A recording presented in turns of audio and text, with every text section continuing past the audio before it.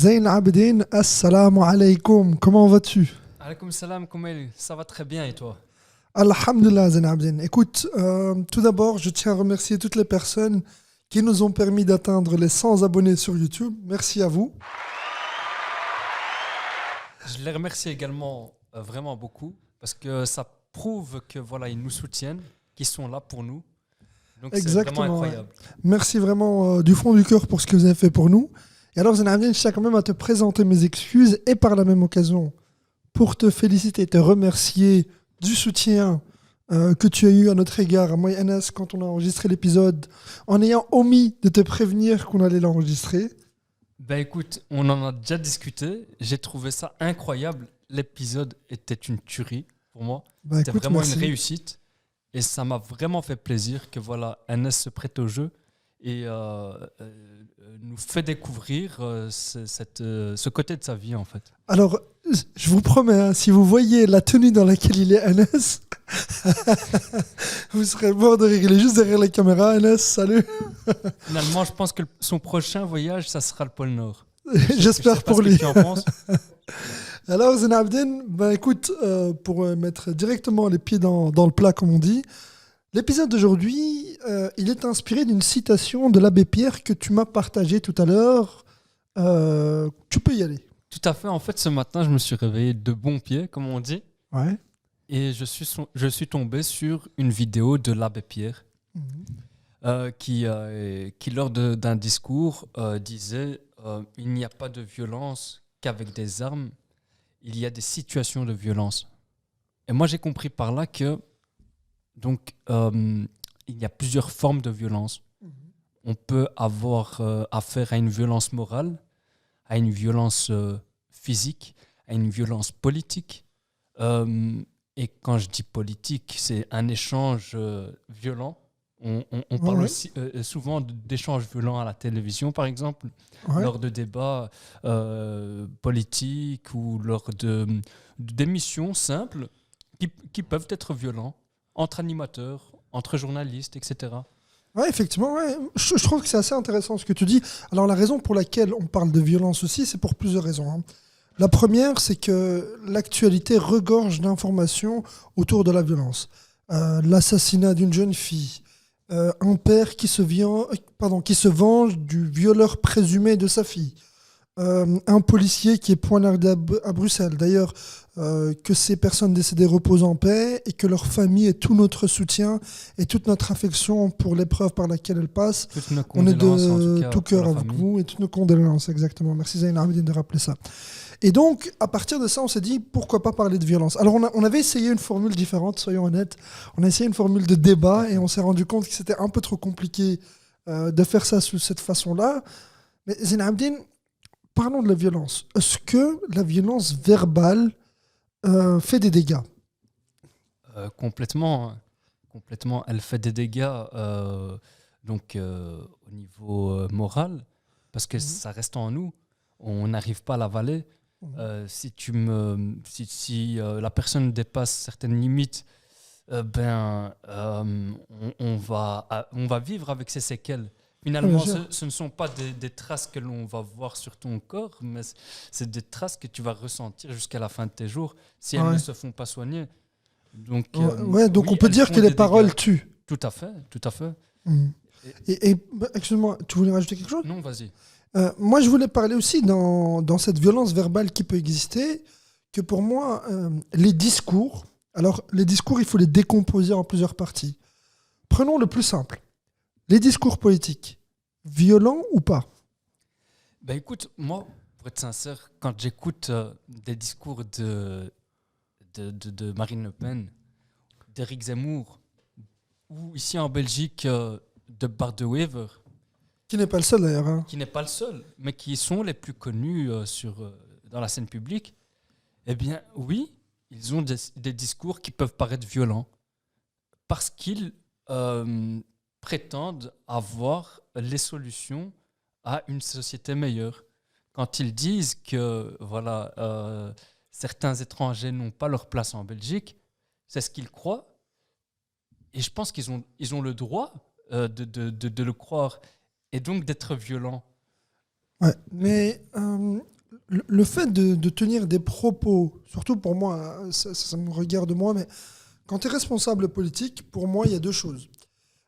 C'est le débat actuellement en France, tu vois, avec un député à qui on aurait dit, alors on emploie le conditionnel, retourne en Afrique, ou selon les dires de la personne qui a dit retourne en Afrique, il aurait dit qu'il retourne en Afrique, faisant référence à un bateau qui a accosté à Toulon, je crois, si je dis pas de bêtises. Mais bref.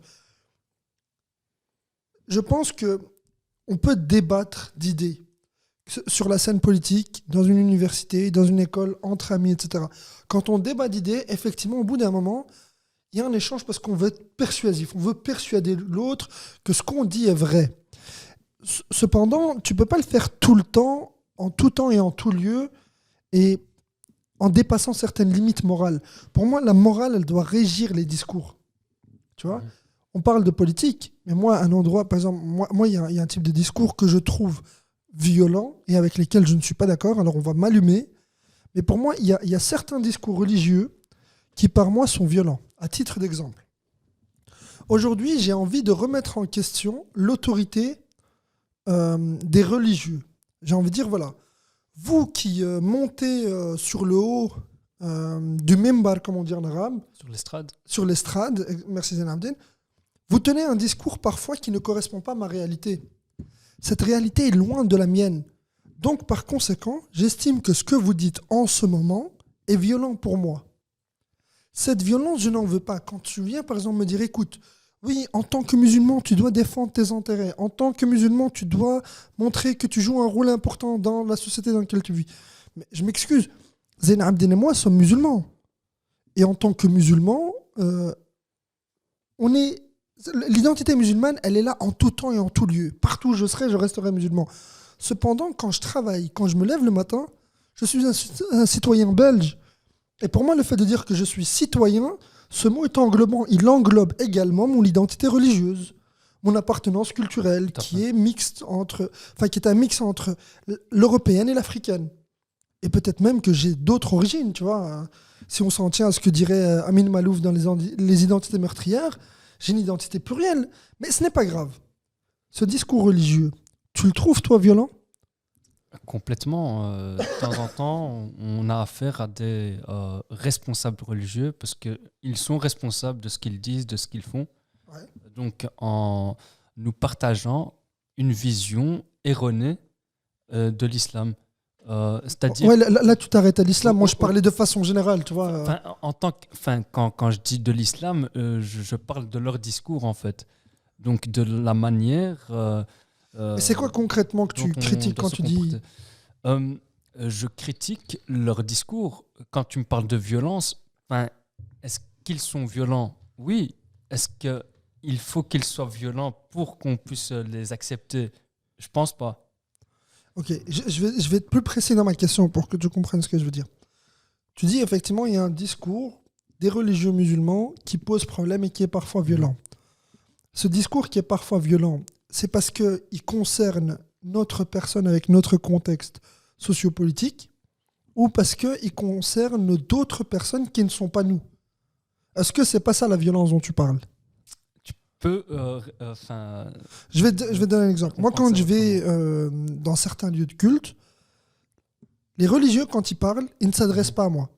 Ils s'adressent à la génération de mon père, de mon grand-père. Et ça, pour moi, ça, c'est violent. D'accord. Tu vois ? Est-ce que c'est de cette violence-là que tu parles ? Tout à fait. Voilà, on ne s'adresse pas directement à toi parce que voilà, ils ne sont pas en phase avec notre temps. Et donc, ça, c'est une forme de violence. Tu n'as pas en réalité ta place là où tu es. Donc, tu écoutes un discours qui ne t'est pas directement adressé. Donc, ouais, c'est une forme de violence. Donc, on ne t'accepte pas tel que tu es. Donc, on n'accepte pas ton identité en tant que marocain, belge d'origine étrangère, etc. On ne t'accepte pas tel que tu es là. Donc ouais. Là, c'est une forme de violence. Le lapsus que tu as fait, il est intéressant parce que tu voulais dire, voilà, belgo-marocain. Tu dis en tant que marocain.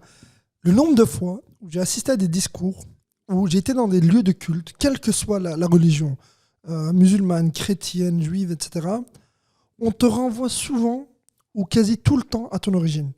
Moi, j'ai déjà entendu de la part d'amis français qu'il y avait au sein de la communauté juive une discrimination entre Ashkénazes et Séfarades. Tu vois? Et donc, il y avait un véritable clash entre eux. Tu vois, ici, dans certaines églises, quand tu es orthodoxe et que l'autre est protestant, bah, on a connu la guerre de religion en France, tu vois ce que je veux dire? C'était catholique contre protestant. Au bout d'un moment, tu vois, il faut accepter une certaine réalité. Et au sein de l'islam, il y a aussi ce problème-là. On a parlé des juifs, on a parlé des chrétiens, mais la guerre qui est entre chiites et sunnites, tu vois ce que je veux dire? C'est que c'est des guerres qui existent. Ça, c'est de la violence. Non seulement, elle commence par une violence verbale, et très rarement, ou des fois, ça arrive. Rarement, c'est peut-être pas le bon terme. Il faut être juste quand même avec ce qu'on dit. Il y a des conflits qui finissent par une violence physique. Tout à fait. Mais dans quel contexte est-ce que la violence physique est utile? Pour moi, aucun. Dans ce cas-là, moi, je dirais aucun aussi. Parce que cette violence ne va pas... en fait, on ne va pas trouver... La solution, c'est pas la violence dans ce cas-là. C'est quoi la solution? À chaque problème, sa solution. Et je pense que là, c'est plutôt la discussion, l'échange, etc., l'instruction. Mais on ne va pas changer les choses avec la violence dans un cas tel que celui-là. On a eu à travers l'histoire, les chrétiens aussi eu des guerres de religion comme Bien ça. sûr, ouais, bien sûr. Ouais, c'est plus Est-ce connu, que ouais. c'est pour autant que ça s'est arrangé? Non. Il y a eu des morts et finalement, pour rien, quoi. Ouais, mais c'est comme ça que dans le monde francophone, tu vois, on a adopté la laïcité en disant que voilà, la religion, elle, n'a plus sa place sur la scène politique. On sépare l'Église de l'État. Parce que le pouvoir, avant, il était entre les mains de l'État. Enfin, l'État avait partagé son pouvoir avec l'Église. Et ensuite, ben, ça a donné naissance à la fameuse guerre des religions. Maintenant, ce qui se passe, c'est que moi, ce que je trouve violent dans le discours, c'est quand, au bout d'un moment, tu n'acceptes pas ou tu ne reconnais pas l'universalité des valeurs que nous avons en commun. Ce que je veux dire par là, c'est qu'il y a des valeurs universelles qu'on partage tous. Chrétiens, juifs, musulmans, pour parler des religions monothéistes. Mais pas que. Avec un athée, je peux partager des valeurs universelles aussi. Le principe des valeurs universelles, c'est qu'elles conviennent à tout le monde. C'est que ce soit les mêmes. Alors, dans le détail, on va les définir de façon différente. Celui qui est religieux monothéiste, eh ben, il va le définir à la lumière de sa connaissance religieuse. Tu prends Descartes, tu prends Kant, ils vont les définir à la lumière de leur raison. Tu vois ce que je veux dire? Ils vont pas les définir à la lumière de ce qu'aurait dit Dieu, ce qu'aurait dit un messager de Dieu, un apôtre de Jésus, ou la Torah ou autre. Donc, pour moi, ce qui est vraiment important, c'est que pour lutter contre la violence verbale, c'est de rappeler à tout le monde qu'on est tous semblables. On n'est peut-être pas frères en religion, mais on est semblables en humanité. Ce que disait Ali ibn Abi Talib, qui était, qui est un personnage historique important dans l'islam. Tu vois, certains me diront, ouh là là, pourquoi est-ce que tu n'as pas de formulation de qu'il repose en paix ou que Dieu lui accorde sa bénédiction? C'est pas le sujet du jour, tu vois. Ici, c'est de parler d'un point de vue historique. Pour moi, en tout cas. Ensuite, ayant abordé la violence verbale, j'aimerais qu'on parle de la violence physique. Il y a des sports, alors je te vois arriver avec tes yeux, il y a des sports où on fait utilisation de violence physique. Est-ce que cette violence physique est utile plutôt? Ben, moi, j'aurais dit que c'est toi qui devrais répondre à la question parce que tu as une assez grande expérience dans le domaine du sport et plus principalement dans la boxe parce que tu as fait de la boxe durant des années. Et je dis bien, tu partages beaucoup de contenu par rapport à la boxe, en relation avec la boxe sur ton compte Instagram. Donc, moi, je te laisserai répondre à la question. Et ensuite, donc tu mon avis. défiles, c'est ça. Pour Alors, moi, je veux dire, j'ai été un fervent pratiquant des arts martiaux pendant de nombreuses années de ma vie. Et effectivement, comme tu le dis, je suis beaucoup l'actualité, peut-être pas de la boxe à proprement parler, mais des boxes, donc le kickboxing, le full contact, la boxe anglaise et d'autres disciplines de ce genre, ainsi que les arts martiaux. Pour quelle raison? Parce que pour moi, les arts martiaux, ils avaient quelque chose d'intéressant. C'était la quête de soi. Quand on a importé les arts martiaux de l'Asie, du Sud-Est, en Europe, les gens découvraient quelque chose de nouveau. En plus d'avoir une force parfois surhumaine, Tu vois, une flexibilité au niveau des jambes, par exemple. Certains faisaient des mouvements avec leurs jambes. Waouh, c'était incroyable. Ils avaient réfléchi à la morale, à la philosophie de vie. Et finalement, tu es en train de me dire qu'il n'y a rien de violent dans la boxe. Bah, En justement, donnant ce des que je vais coups t'expliquer. à la figure, il n'y a rien Alors, de violent. En cassant des jambes, il n'y a rien de violent. c'est très malin ce que tu dis. Alors, Voilà. je vais juste finir ce déroulement, si tu me le permets. D'accord. Avant de pouvoir utiliser son corps contre quelqu'un d'autre, je dois en avoir une connaissance absolue. Aujourd'hui, il n'y a aucun pratiquant d'arts martiaux qui te dirait j'ai une connaissance absolue de mon corps. Cependant, je sais ce dont mon corps est capable. Je sais par exemple que moi aujourd'hui, malgré mes plus de 100 kilos, que je peux encore faire mon grand écart. Bien évidemment, je dois m'échauffer, je dois faire quelques mouvements Normal. d'étirement et après je peux faire mon grand écart. Ça c'est une chose. Grâce à ce grand écart, je peux faire certains mouvements avec mes jambes qui peuvent paraître spectaculaires et par conséquent toucher un autre corps humain. Donc mon corps humain a un contact avec le tien. Et donc on va définir cela comme de la violence. Effectivement, ça en est. La différence qu'il y a, c'est que cette force, elle n'est pas animée par l'agressivité. C'est que si c'est dans un cadre d'un échange entre toi et moi, quand on s'entraîne dans une salle de sport, et que tous les deux, on cherche à perfectionner notre coup de pied, je ne suis pas agressif à ton égard. Je pratique un mouvement de mon corps, tu vois, qui va faire en sorte que je le maîtrise, et par conséquent, j'en apprends en plus sur moi-même, puisque je dois contrôler ma force, ma vitesse, mon agilité, et peut-être même travailler certains autres points, qui sont ma condition physique, mon poids, ma nutrition, mon repos, etc. etc. Donc, oui, il y a des disciplines sportives qui peuvent à premier abord paraître comme agressives. Ça, c'est quand on regarde que la violence entre deux personnes qui s'échangent des coups et qu'on ne comprend pas que ces deux personnes, quand elles s'affrontent, en fait, elles cherchent tous les deux à ce en anglais, on dit ils veulent master it. Ça veut dire qu'ils veulent en être les maîtres. Je veux être maître de ce que je fais en ce moment-là. Finalement, c'est bien, tu utilises le mot affrontement. Ouais. En fait, c'est différent de s'affronter sur un ring de boxe, par exemple, et s'affronter dans la rue pour... Bien évidemment, Zain Abidine. Moi, j'ai été agressé dans le cadre de mon boulot. Je vais te donner un exemple parfait. Mais à C'est ce que moi, il y a moment-là, est-ce quelques que mois. tu utilises je ta vais- force, tu utilises les techniques que tu as appris à la boxe, par exemple? Est-ce Tout que à- tu les utilises dans la rue? Alors, je vais t'expliquer. Moi, j'ai un métier où je suis très souvent en contact avec les gens. Donc, dans le cadre de ce métier, je suis amené à prendre contact avec des personnes qui vivent à la rue, des toxicomanes, mais des personnes en détresse aussi, et parfois des personnes agressives. Bref, et on fait notre boulot, et quelqu'un m'agresse dans le cadre de mon boulot. Mais moi, je sais ce que je sais faire avec mon corps. Malheureusement, il y a la loi. La loi qui permet de faire régner l'ordre. Moi, je ne peux pas dépasser ce cadre de la loi. Ce cadre de la loi ne me permet pas à moi d'utiliser mes coups de pied comme je pourrais le faire ou comme je voudrais le faire. Et depuis mon agression dans le cadre de mon boulot, j'en dors très très mal. J'ai limite envie de te dire que cette semaine, ça a été la semaine la plus affreuse que j'ai eu à revivre depuis des mois. Donc, ce que je veux dire, c'est que la violence physique, même si tu es un athlète de haut niveau dans certaines disciplines, on fait appel à ton corps, tels que le taekwondo, le karaté, le judo, le jujutsu, les boxes. C'est pas parce que je maîtrise tout ça que je vais le faire dans la rue. Que quand je vais être confronté à une situation d'agressivité, je vais me montrer agressif et par conséquent violent. D'accord. Tu vois ? D'abord, tu as tout mon soutien pour ce que tu Je te vis. remercie, je t'avoue que c'était dur d'en parler. Pour continuer, donc on en était à la violence, encore une fois.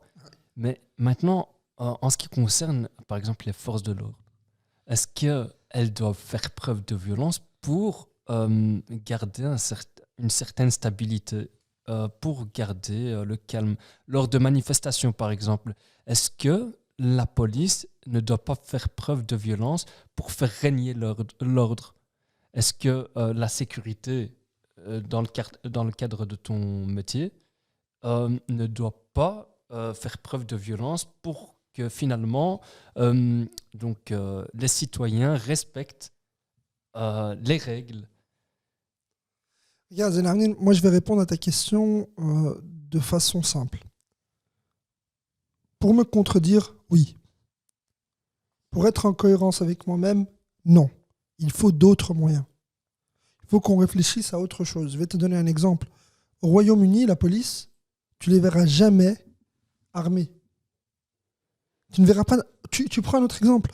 Tu vas au Maroc. Tu as déjà vu les policiers, ils ont une arme à la ceinture. L'arme à la ceinture ne contient pas de chargeur ou de magasin, vulgairement dit. C'est quoi un magasin? C'est un petit objet noir, souvent. On peut mettre des balles létales. Ils ont une arme à la ceinture, d'après le mythe, avec une seule balle. Mais dans les faits, ils ne l'utilisent pas. Moi, j'ai jamais vu la police marocaine, devant moi, mettre la main à la ceinture. Jamais. Ici, en Belgique, il y a une semaine, il y a un policier qui est décédé. Thomas, qu'il repose en paix. Donc, condoléances encore. Et il y a son collègue, bon courage, qui s'appelle Jason, qui lui a reçu un coup de couteau et a perdu en même temps un collègue. Ces policiers méritent plus de moyens pour dissuader les gens de faire preuve de violence. Effectivement, face à la violence, on doit trouver un moyen pour la contenir. On doit contenir la violence. Il y a quelques années, je ne sais plus où c'était en Wallonie, les policiers ont tiré à plus de 6 reprises sur un individu qui tentait de les agresser. Le problème qui se posait à l'époque, c'était le type de balle utilisée par la police. Ça veut dire que les moyens qu'ils ont à leur disposition pour contenir la violence n'étaient pas bons.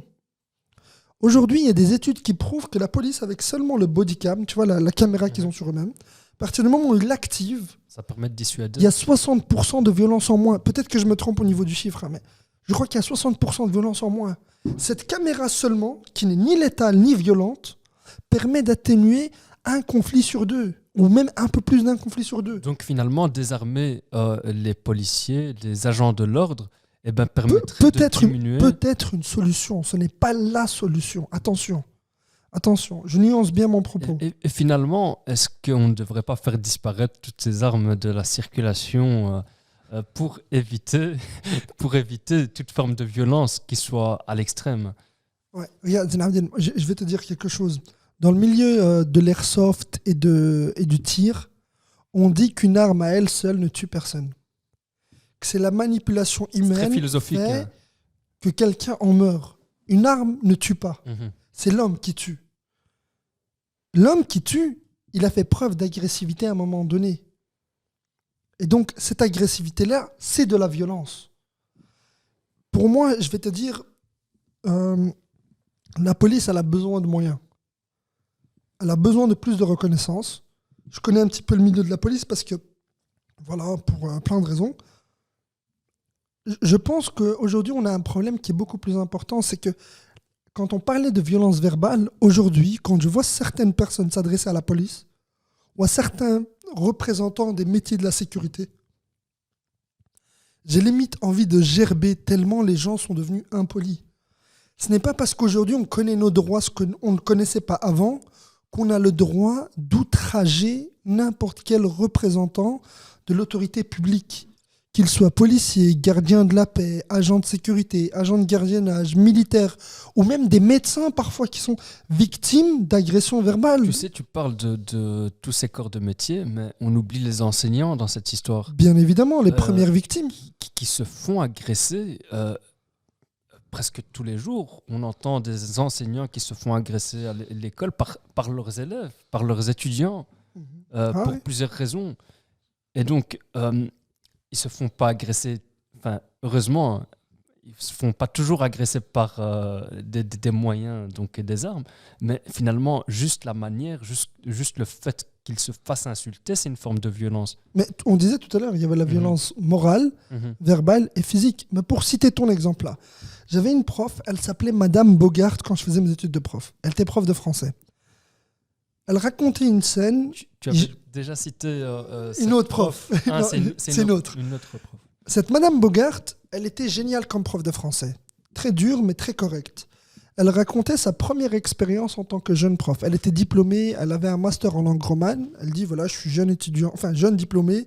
Je vais travailler dans une école. Elle travaille dans une école à Bruxelles. Elle dit, je finis ma journée de cours. Je suis à l'arrêt de tram et le tram, il arrive sur sa gauche, je crois, si je me souviens bien. Elle dit, je le vois arriver. Je me dis, je sais plus, Karine, Christine, j'ai oublié son nom, mais bref, elle se pose la question, elle se dit, voilà, écoute, tu as 1 seconde pour mettre un terme à ta souffrance. Parce que sa première journée en tant que prof était douloureuse. Elle en a vu de toutes les couleurs. Et je peux dire que cette prof a permis au Koumel que je suis aujourd'hui de mieux s'exprimer en français, à l'oral comme à l'écrit, qu'elle lui a appris beaucoup de choses sur la culture française, sur la langue française, sur l'histoire de France. Tu vois, elle m'a appris plein de choses. Alors, j'étais pas un élève assidu, mais voilà, je garde un excellent souvenir de cette dame. Donc oui, les professeurs vivent une souffrance, mais autre chose, Zena Abden. On parle de violence verbale qui engendre une souffrance. On a parlé des métiers, donc des forces de l'ordre, de l'armée, du corps médical et paramédical. On va y inclure les assistantes médicales, les kinés, les pompiers, les ambulanciers. Mais on oublie la violence que subissent les enfants. Des fois, dans certaines familles, il y a ce qu'on appelle de la violence familiale, la violence conjugale. On a ce qu'on appelle des enfants battus. Pendant le Covid, il y a eu une explosion, surtout pendant le confinement, en période de Covid, il y a eu une explosion de violence conjugale. Qu'est-ce qu'on fait pour lutter contre ça ?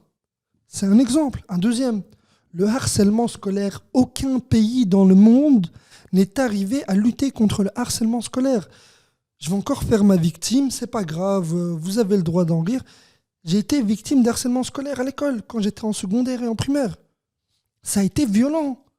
Aujourd'hui, j'ai 30 ans. Bon, pas encore 30 ans, mais bientôt. En 30 ans de vie, on n'a toujours pas trouvé d'alternative ou de solution au harcèlement scolaire. Qu'est-ce qu'on fait pour la violence conjugale et le harcèlement scolaire, Zena Abden ? Qu'est-ce qu'on fait ?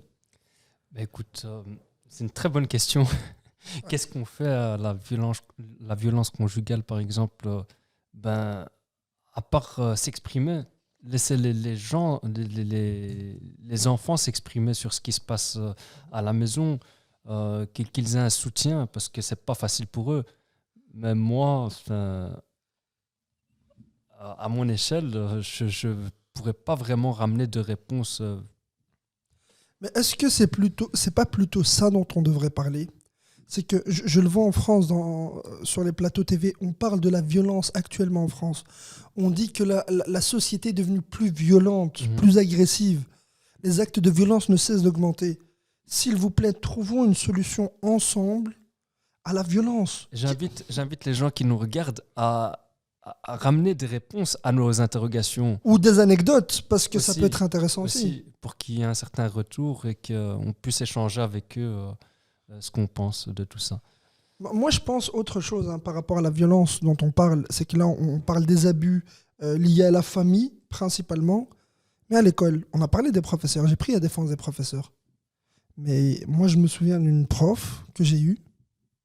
Celle-là, je ne vais pas prononcer son nom.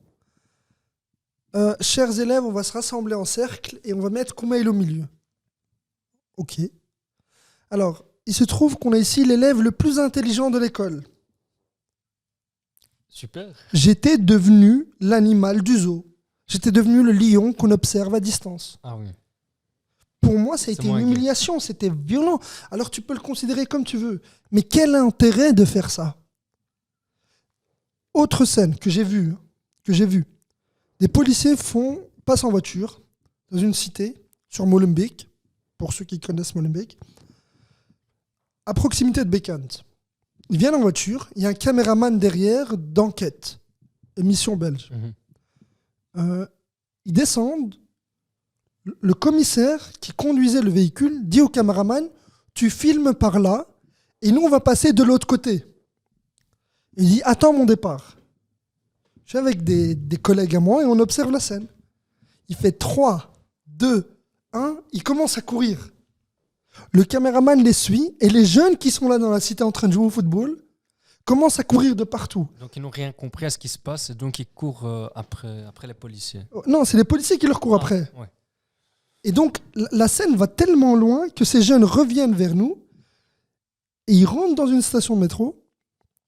Quand ces jeunes rentrent dans la station de métro, tu as le policier qui arrive avec son chien, la brigade canine, et le commissaire dit en flamand « Va-t'em, chope-le ». Ah oui. Chope-le. Il demande au chien de choper le jeune. Le jeune, il n'a strictement rien fait. Donc C'est hyper violent. C'est un jeune que je connais de par mon boulot, parce que je le voyais quotidiennement là. C'est un jeune, ok, certes, il est un peu plus énergique que les autres. Pas un fumeur de stupéfiants, pas un voleur, pas un trafiquant de drogue. Un jeune qui est là, qui aime jouer au football et qui aime passer du bon temps avec ses potes. Le chien l'a mordu au niveau de la fesse. Qu'est-ce que tu fais à ce moment-là? Ça, c'est de la violence. C'est de l'abus qui existe. Et le problème qu'il y a, c'est que quand le commissaire demande au chien d'agresser un jeune, alors que le maître chien est juste là, et lui-même, il était perdu, il savait pas quoi faire, tu vois, et que son commissaire lui dit « Mais non, lâche-le !» Tu fais quoi à ce moment-là? Tu sais comment j'appelle ça? Non. J'appelle ça une violence gratuite, en fait. On a été violent gratuitement parce qu'on le voulait. Parce qu'on voulait montrer à la population qu'il y a des jeunes qui sont agités. Mais pour rien. On crée de la violence. On crée de la violence, tout à fait. On crée de la violence pour des médias à sensation. Tout à fait. Tu vois ce que je veux dire? Donc, C'est que on essaye de vendre cette violence pour Bien que les évidemment. gens prennent du plaisir à regarder et à dire « Ah, tu sais, ces jeunes, finalement, ce sont des enfants d'immigrés Ouais. qui n'ont rien d'autre à faire que tenir les murs, par exemple, Exactement. ou de ouais. rester dans des parcs, et qui qu'ils ne cherchent pas de travail ou qui n'étudient pas, etc. » Et finalement, donc, on essaye de semer la haine dans dans le cœur des citoyens. Ouais, Et bien je pense évidemment. que on devrait faire tout à fait le contraire. Trouver des solutions. Il y a ce que tu dis est juste, on doit trouver des solutions. Mais moi, par exemple, il y a des solutions auxquelles je ne crois pas et ils vont m'excuser parce que je vais les citer. Et plein d'autres associations de ce type, ce sont des associations qui nous vendent dans les médias. Oui, nous travaillons avec des jeunes de quartier pour un dialogue entre eux et la police. Ou nous travaillons avec des jeunes de quartier défavorisés, pour pouvoir leur permettre d'entreprendre un projet de vie. Je m'excuse, les gars. Venez avec moi à Bécant. Venez avec moi au Marolles. Venez avec moi à Laken, à la Cité Modèle. Venez avec moi à Anderlecht, à Kuregem. Venez avec moi à Saint-Gilles, à Forêt. Venez avec moi dans ces quartiers où les jeunes ne sont pas prêts à entendre qu'ils viennent de quartiers défavorisés. Je m'excuse. Ces gens-là, pour moi, créent de la violence avec... Et le pire, c'est que moi, j'ai déjà assisté à des réunions comme ça. On passe des heures à faire un brainstorming.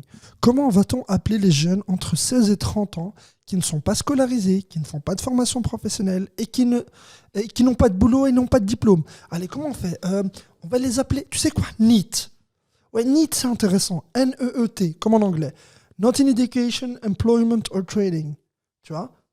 Ne suivent pas d'enseignement, ne travaillent pas et ne suivent pas de formation professionnalisante. Je m'excuse. C'est quoi ce débat inutile? Après, on dit, non, on va, désolé, c'était en néerlandais, mais gaan we ze kansarme jongeren noemen of kanszoekende jongeren?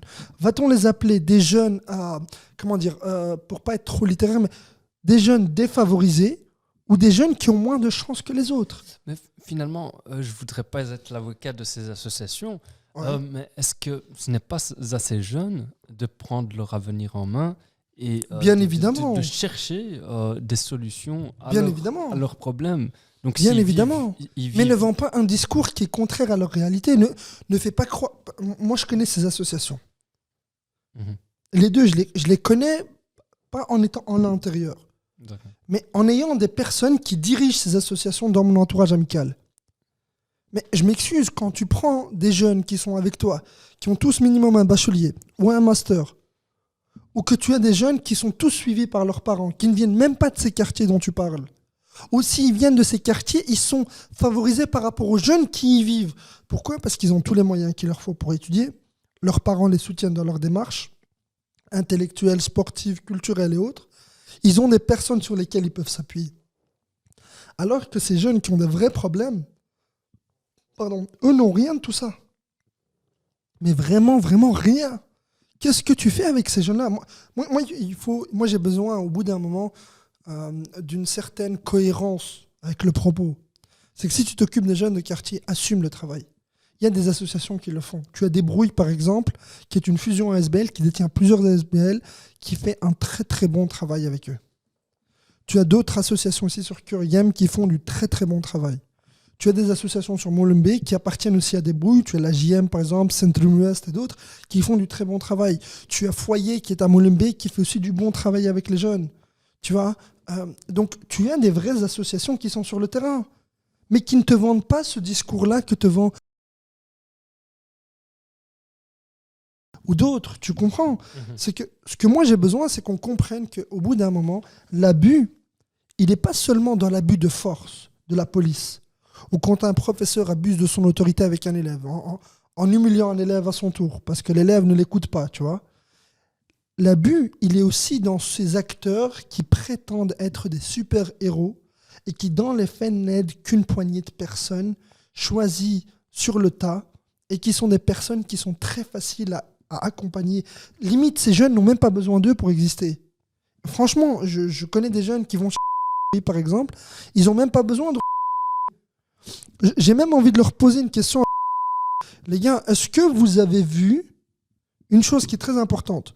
Parmi les 100 premiers jeunes, ils n'ont pas vraiment eu 100 jeunes, mais les 100 premiers jeunes qui ont suivi, combien sur ces 100 sont encore là avec vous aujourd'hui? Parmi ces jeunes-là qui étaient de quartiers défavorisés, qui avaient un passé judiciaire, qui avaient un parcours scolaire rempli d'échecs, combien? Dites-le moi. Ça sera un short, ça sera un réel sur Instagram. Dites-le moi. J'attends de le voir. Et je ne suis pas en train de vous critiquer pour vous critiquer.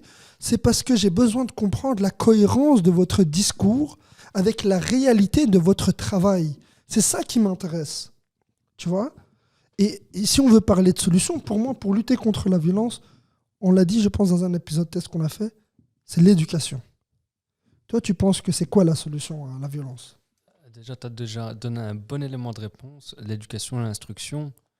Ensuite, le partage, c'est-à-dire partager du temps, donc la connaissance et plein d'autres choses avec ces jeunes pour ne pas arriver à ces formes de violence, pour arrêter, mettre fin à la violence. Parce que c'est bien de ne pas arriver à ces formes de violence, mais il faudrait en mettre fin. Et donc, la seule solution qui s'offre à nous, c'est vraiment ça. C'est la connaissance, le partage. Et est-ce qu'on peut ajouter autre chose? Pour moi, je pense que certaines personnes ne savent pas qu'elles vivent dans un milieu violent. Est-ce que le fait de définir la violence peut t'aider à lutter contre la violence? Complètement. En fait, comme tu dis, elles ne savent pas qu'elles vivent. Elles ont été noyées dans cet environnement violent. Donc Ouais. elles pensent que c'est normal. Moi, quand je regarde certains reportages dans les quartiers chauds, que ce soit ici en Belgique ou en France, eh bien, pour ces jeunes, avoir des coups de feu tous les jours, c'est normal. Finalement, Ouais, bien c'est sûr. normal parce qu'ils Alors que ont ça ne l'est grandi pas. avec ça. Alors que nous, qui n'avons pas grandi dans ce genre de quartier, enfin moi pour ma part en tout cas, Ouais. eh bien, je trouve que c'est anormal que j'entende un coup de feu ou que j'entende qu'il y ait eu une bagarre. C'est pas normal.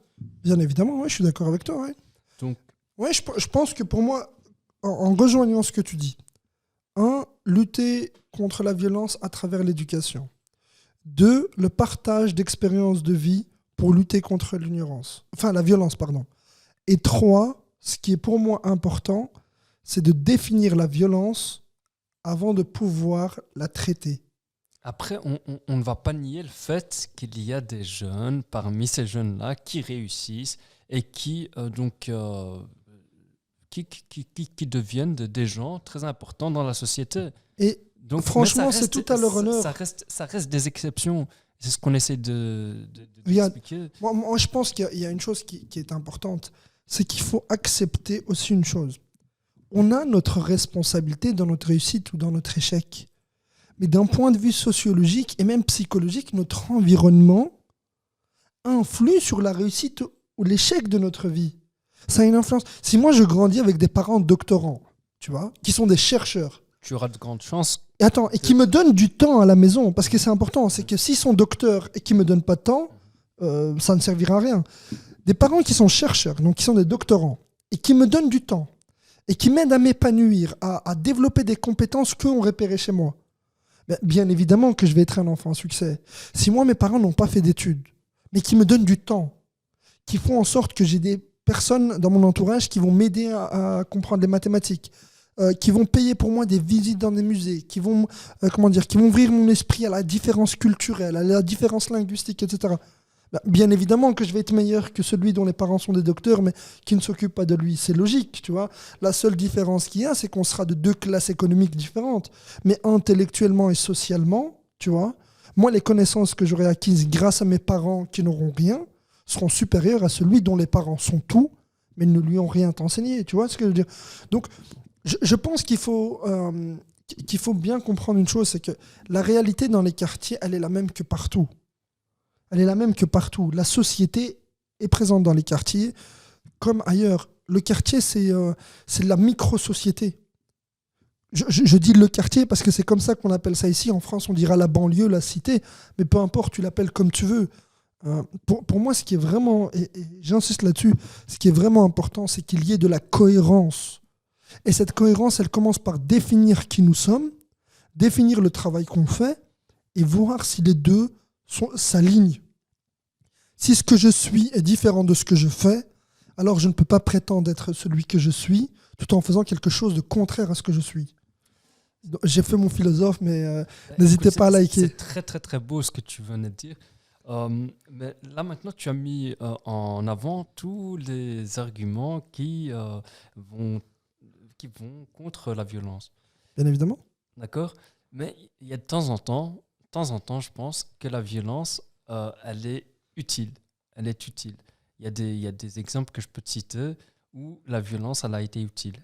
Elle a été un moyen pour arriver à certaines fins. Ouais, je suis d'accord avec toi. Même si je suis contre la violence, le fait de tirer sur quelqu'un qui a tué un policier, par exemple, et en a blessé un autre, pour pouvoir cesser la violence, effectivement, oui, cette violence-là est légitime. Elle est définie par la loi. Est-ce que je l'accepte? Difficilement, mais c'est une réalité qui existe. Est-ce que le fait de tuer le terroriste le plus recherché du monde pour débarrasser le monde d'une certaine souffrance? Oui, c'est une bonne idée. Est-ce que ça rejoint mon discours qui est contre la violence? Malheureusement, non. Est-ce qu'un père qui se venge du violeur de sa fille, c'est juste? Je dirais peut-être, parce que ça va permettre à ce père de se dire, voilà, j'ai au moins protégé ma fille en tuant son violeur. Est-ce que d'un point de vue de ma conscience concernant l'opposition formelle et absolue à la violence? Non. Tu vois ce que je veux dire?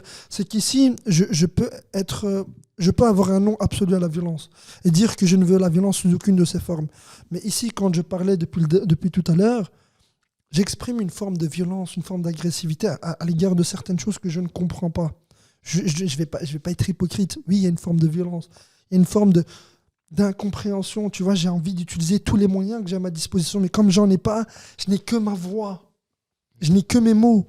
Je n'ai que mes points pour pouvoir exprimer que je suis en désaccord avec quelque chose. Les mots sont une arme. Bien évidemment, oui, je suis d'accord avec toi.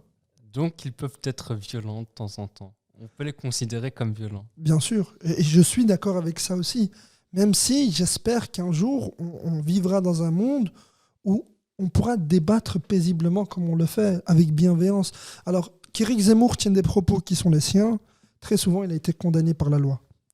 Tu vois, que Bart de Wever tient certains discours à l'égard de la communauté Rifaine d'Anvers, qui dit qu'ils ne sont pas une valeur ajoutée à la communauté anversoise. C'est son avis, la loi cadre ce qu'il dit.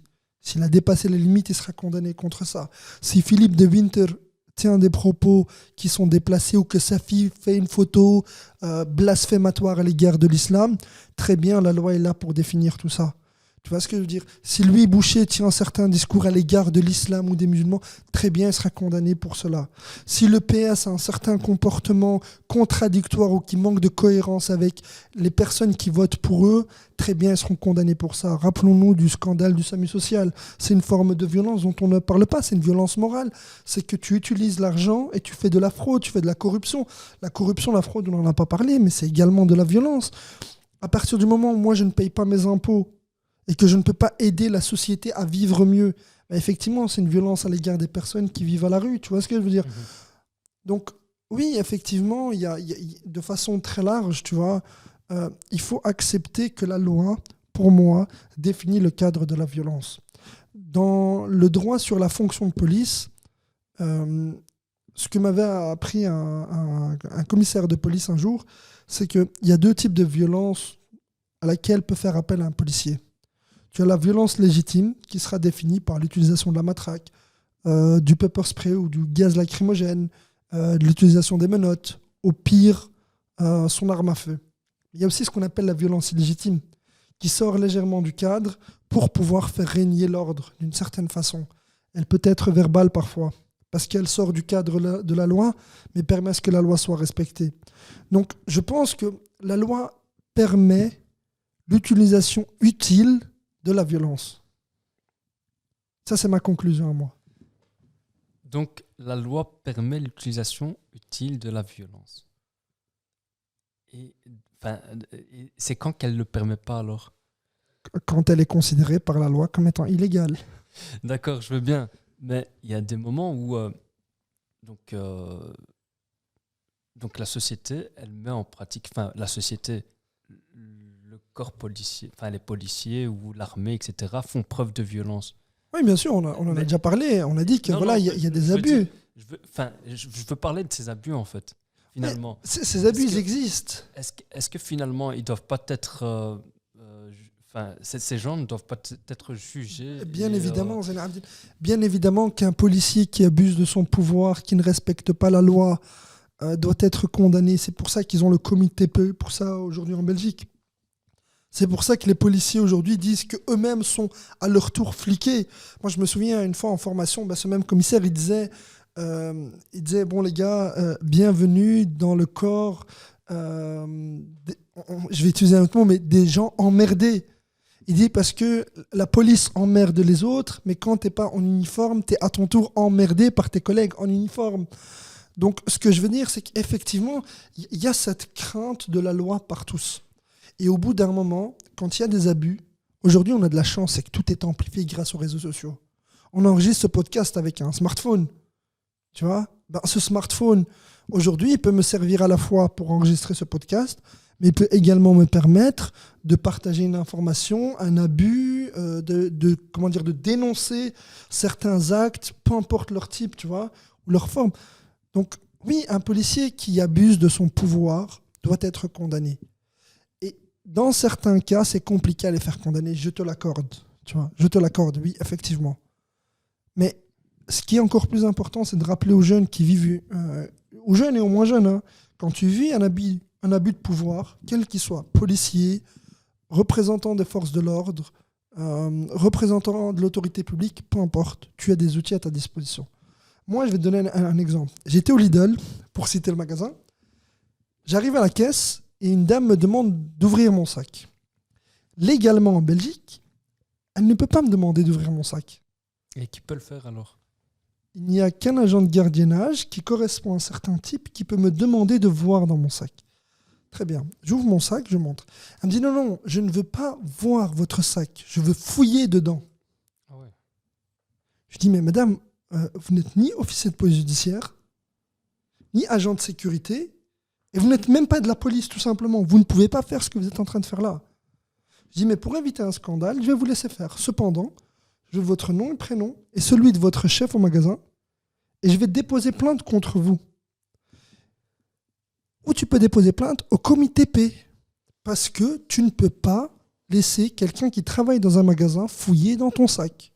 Que ce soit clair, il n'y a qu'un officier de police judiciaire ou un policier et un agent de sécurité dans certains cadres en Belgique qui peuvent le faire. Donc cette dame qui fait ça, très bien, moi j'ai déposé plainte. Et j'ai écrit un mail à Lidl. Au départ, tu vois, tu reçois ces mails standardisés, là, tu vois, c'est un canevas de mails qu'on me renvoie. Oui, bonjour monsieur, nous comprenons votre désarroi et blabla. Mais non, ça ne marche pas comme ça. Ça ne marche pas comme ça. Il faut que des mesures soient prises pour que cela n'arrive pas. Je ne demande pas à ce que cette dame soit licenciée. Mais je demande à ce que cette dame ait les outils pour comprendre que ce qu'elle faisait était illégal. Elle ne peut pas le faire. Ceux qui aimeraient avoir plus d'infos à ce sujet, allez sur vigilis.be, vous trouverez toutes les infos à ce sujet. Et d'ailleurs, vous pouvez consulter le droit pénal, le droit policier, etc. sur le moniteur belge. Vous avez accès à tout ça. Google est votre meilleur ami pour faire ça.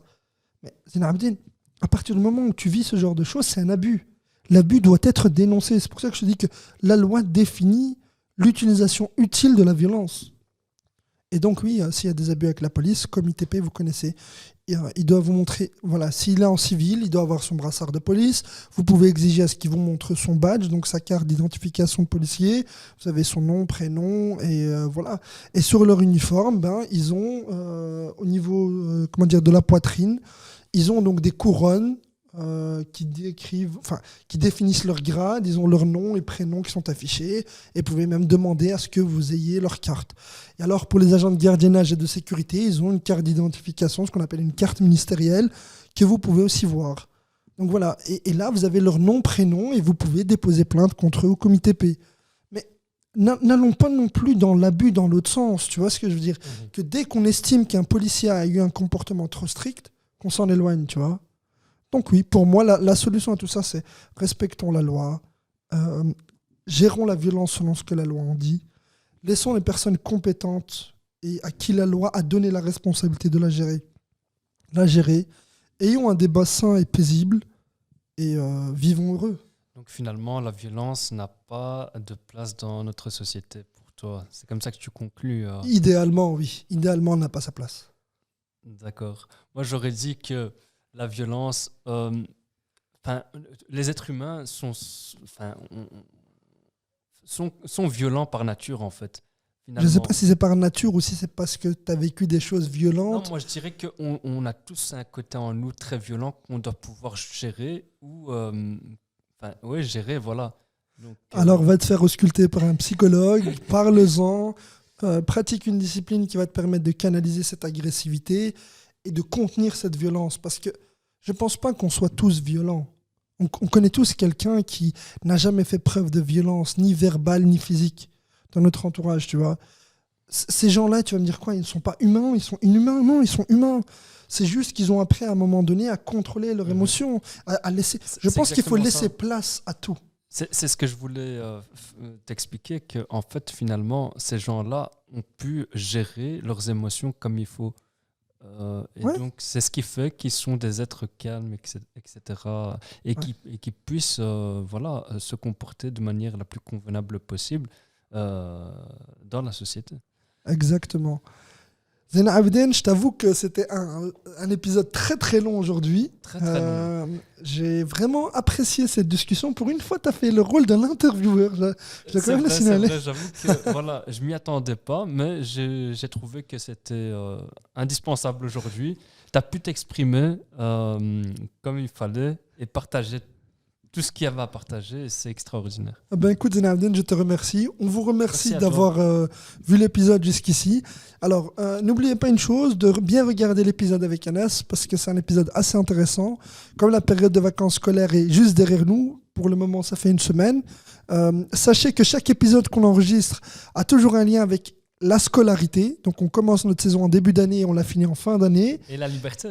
Et également que chacun de nos épisodes a un lien avec l'actualité. Donc si on a décidé de parler de violence aujourd'hui, c'était parce que l'actualité regorgeait de violence.